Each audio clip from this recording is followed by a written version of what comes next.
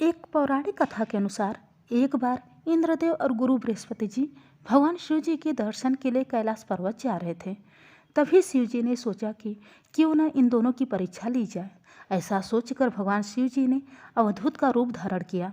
इस रूप में भगवान शिव जी बहुत भयानक दिख रहे थे और इसी रूप में भगवान शिव जी इंद्रदेव और बृहस्पति जी के सामने खड़े हो गए।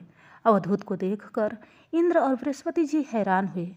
इंद्र को देवराज होने पर अत्यंत घमंड था, इसलिए उन्होंने अहंकार और क्रोध में शिव जी से पूछा, तुम कौन? क्या महादेव अभी भी कैलाश पर्वत पर निवास कर रहे हैं? हम उनसे मिलने आए हैं। इंद्र की बात सुनकर भी शिव जी चुपचाप खड़े रहे। इस तरह से इंद्र को और अधिक गुस्सा आ गया। उन्हें लगा एक साधारण अवधूत द्वारा देवराज का अपमान हो रहा है।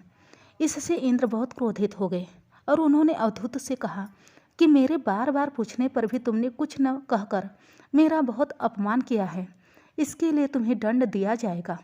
और इंद्र ने अवधूत पर प्रहार करने के लिए अपना वज्र उठा लिया। इधर अवधूत के शरीर पर धधकती ज्वाला और चेहरे पर क्रोध देख बृहस्पति समझ गए कि ऐसा प्रचंड रूप केवल महादेव का ही हो सकता है।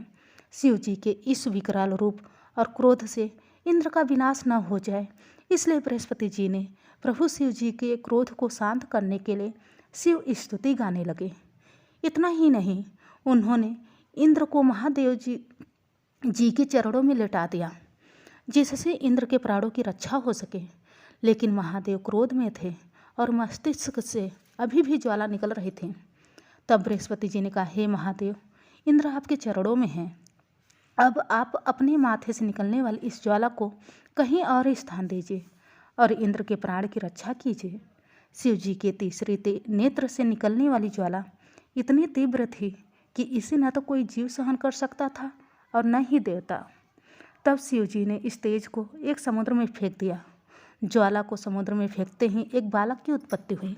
शिव जी के तेज से जन्म लेने के कारण इस बालक का नाम शिवपुत्र जालंधर पड़ा और भगवान ब्रह्मा जी द्वारा जालंधर का नामकरण किया गया। धन्यवाद दोस्तों। वीडियो अच्छी लगी हो तो वीडियो को लाइक और शेयर करना ना भूले। चैनल पर नए हैं तो सब्सक्राइब जरूर कर लीजिएगा।